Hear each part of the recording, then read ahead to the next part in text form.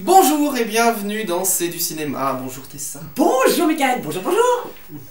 Tessa est très joyeuse et elle va nous parler d'un drame. Un drame danois, mis en scène par Thomas Vinterberg, qui s'appelle La Chasse et dont l'acteur principal Mads Mikkelsen a eu le prix d'interprétation à Cannes. Est-ce que c'est mérité? Oh là, c'est au-delà de mériter. Cet acteur est exceptionnel, extraordinaire, magnifique, sublime, j'en suis amoureuse folle, je ne sais pas pourquoi il n'est pas marié avec moi. Alors ça je ne comprends pas. Voilà encore une erreur dans ce monde. Bon, c'est un film extraordinaire.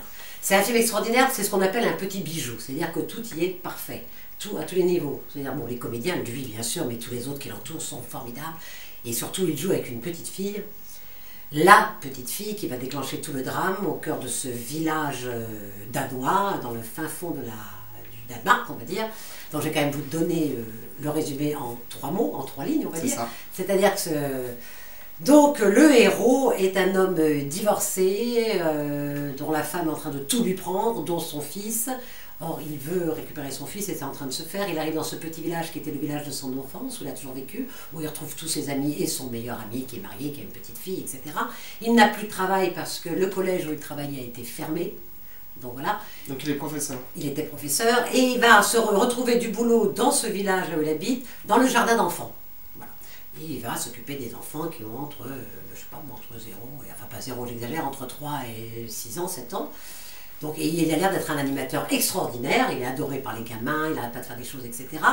Petit à petit, il reconstruit sa vie dans ce village, entouré de ses amis, c'est-à-dire qu'il récupère son fils petit à petit, ça en voie d'arriver, qui a 16 ans, il rencontre quelqu'un, une jeune femme qui travaille dans ce jardin d'enfants, aussi une jeune femme étrangère, charmante. Bref, les choses commencent à aller bien, on le voit. C'est un homme qui est un peu falot. On ne le voit pas beaucoup, il est très simple, pas du tout en force. Par rapport à tous ses camarades de la campagne qui sont ce qu'on imagine bien comme image cliché, ils sont exactement comme ça, des gros buveurs de bière qui aiment la chasse. Il faut savoir que la chasse est quelque chose de très important dans ces pays-là, enfin, et dans ce village-là, en tout cas dans les villages.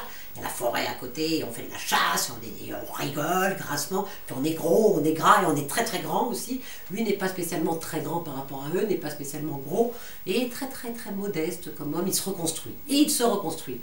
Et puis voilà que le drame va se produire autour de la fille de son ami, une petite fille blonde, ravissante, mignonne, qui est une comédienne exceptionnelle aussi. On sait que les enfants jouent souvent merveilleusement et ont une sorte d'innocence et de fraîcheur totale et de naturel à l'image. Là, c'est le cas et c'est encore plus que ça parce qu'elle est vraiment exceptionnelle.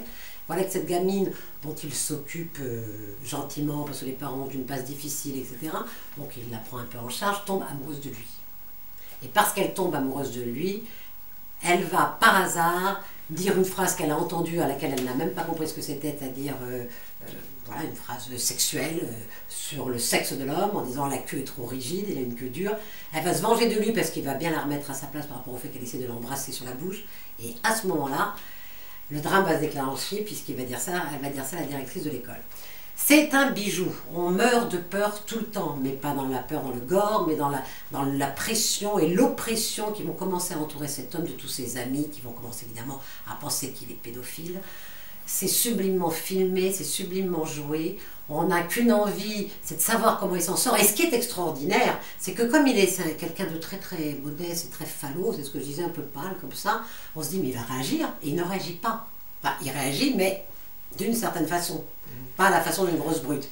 Ce film m'a fait beaucoup penser à un autre film extraordinaire qui était le film de André Cayatte, qui était Les risques du métier, joué avec Jacques Brel qui était instituteur et qui vivait la même chose, sauf que là ça se passe au Danemark et qu'il y a la chasse, donc les fusils qui sont à portée de main et le danger plane tout le temps. À courir, voir. Bon, mais combien de G? 5. Ah, 5 G, évidemment, oui, forcément. On ne peut pas faire mieux. Bah non. S'il y avait eu 18, j'aurais mis 18. D'accord.